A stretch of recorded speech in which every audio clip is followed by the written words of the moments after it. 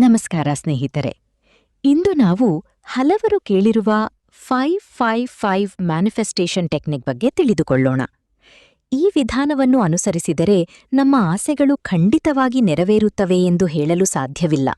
ಆದರೆ ಇದು ನಮ್ಮ ಮನಸ್ಸನ್ನು ಒಂದು ಗುರಿಯ ಮೇಲೆ ಕೇಂದ್ರೀಕರಿಸಲು, ಆತ್ಮವಿಶ್ವಾಸವನ್ನು ಹೆಚ್ಚಿಸಲು ಮತ್ತು ಸಕಾರಾತ್ಮಕವಾಗಿ ಯೋಚಿಸಲು ಸಹಾಯ ಮಾಡುವ ಒಂದು ಬರವಣಿಗೆಯ ಅಭ್ಯಾಸವಾಗಿದೆ. ಹಾಗಾದರೆ 555 ಮ್ಯಾನಿಫೆಸ್ಟೇಷನ್ ಎಂದರೇನು? ಈ ವಿಧಾನದಲ್ಲಿ ನೀವು ಒಂದು ಸ್ಪಷ್ಟವಾದ ಆಸೆಯನ್ನು ಆಯ್ಕೆ ಮಾಡಿಕೊಳ್ಳಬೇಕು. ಒಂದೇ ಸಮಯದಲ್ಲಿ ಹಲವು ಆಸೆಗಳನ್ನು ಬರೆಯುವುದಕ್ಕಿಂತ ಒಂದು ಮುಖ್ಯವಾದ ಗುರಿಯನ್ನು ಮಾತ್ರ ಆರಿಸುವುದು ಉತ್ತಮ. ಉದಾಹರಣೆಗೆ, ನನಗೆ ಒಳ್ಳೆಯ ಉದ್ಯೋಗ ಸಿಕ್ಕಿದೆ, ನಾನು ಆರೋಗ್ಯವಾಗಿದ್ದೇನೆ, ನನ್ನ ಕುಟುಂಬ ಸಂತೋಷದಿಂದ ಇದೆ ಎಂಬ ರೀತಿಯಲ್ಲಿ ಈಗಾಗಲೇ ನಡೆದಂಟಿರುವ ಸಕಾರಾತ್ಮಕ ವಾಕ್ಯವನ್ನು ಆಯ್ಕೆ ಮಾಡಬೇಕು. ನಂತರ ಆ ವಾಕ್ಯವನ್ನು 55 ಬಾರಿ 5 ದಿನಗಳ ಕಾಲ ಬರೆಯಬೇಕು. ಬರೆಯುವಾಗ ಯಾವುದೇ ಆತುರ ಬೇಡ. ಪ್ರತಿಯೊಂದು ಪದವನ್ನು ಅರ್ಥ ಮಾಡಿಕೊಂಡು ಅದು ನಿಜವಾಗಿಯೂ ನಿಮ್ಮ ಜೀವನದಲ್ಲಿ ನಡೆಯುತ್ತಿದೆ ಎಂಬ ಭಾವನೆಯೊಂದಿಗೆ ಬರೆಯಿರಿ. ಈ ವಿಧಾನದಲ್ಲಿ ಮುಖ್ಯವಾದದ್ದು ಕೇವಲ 55 ಬಾರಿ ಬರೆಯುವುದಲ್ಲ, ನಿಮ್ಮ ಮನಸ್ಸಿನ ನಂಬಿಕೆ, ಕೃತಜ್ಞತೆ ಮತ್ತು ಸಕಾರಾತ್ಮಕ ಮನೋಭಾವ ಕೂಡ ಅಷ್ಟೇ ಮುಖ್ಯ. ಬರೆಯುವ ಮೊದಲು 2 ನಿಮಿಷ ಶಾಂತವಾಗಿ ಕುಳಿತು ಆಳವಾಗಿ ಉಸಿರಾಡಿ. ನಂತರ ನೀವು ಬಯಸುವ ಜೀವನವನ್ನು ಮನಸ್ಸಿನಲ್ಲಿ ಚಿತ್ರಿಸಿಕೊಳ್ಳಿ.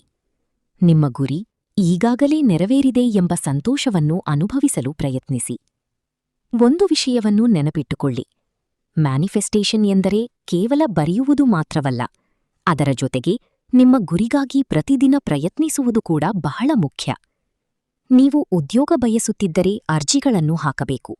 ಆರೋಗ್ಯ ಬಯಸುತ್ತಿದ್ದರೆ ಉತ್ತಮ ಆಹಾರ ಮತ್ತು ವ್ಯಾಯಾಮ ಮಾಡಬೇಕು. ಹಣಕಾಸಿನ ಬೆಳವಣಿಗೆ ಬಯಸುತ್ತಿದ್ದರೆ ಸರಿಯಾದ ಯೋಜನೆಯೊಂದಿಗೆ ಕೆಲಸ ಮಾಡಬೇಕು. ಕೆಲವರು ಮೊದಲ ಪ್ರಯತ್ನದಲ್ಲಿ ಉತ್ತಮ ಬದಲಾವಣೆ ಕಂಡಿದ್ದೇವೆ ಎಂದು ಹೇಳುತ್ತಾರೆ.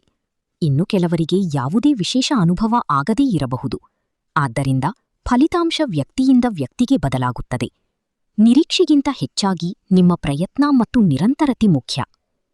ಈ ವಿಧಾನವನ್ನು ಮಾಡುವಾಗ ಮತ್ತೊಬ್ಬರಿಗೆ ಹಾನಿಯಾಗುವ ಆಸೆಗಳನ್ನು ಬರೆಯಬೇಡಿ. ಯಾವಾಗಲೂ ನಿಮ್ಮ ಒಳಿತಿಗೂ, ನಿಮ್ಮ ಕುಟುಂಬದ ಒಳಿತಿಗೂ ಮತ್ತು ಎಲ್ಲರ ಹಿತಕ್ಕೂ ಸಂಬಂಧಿಸಿದ ಒಳ್ಳೆಯ ಸಂಕಲ್ಪಗಳನ್ನು ಮಾತ್ರ ಬರೆಯಿರಿ.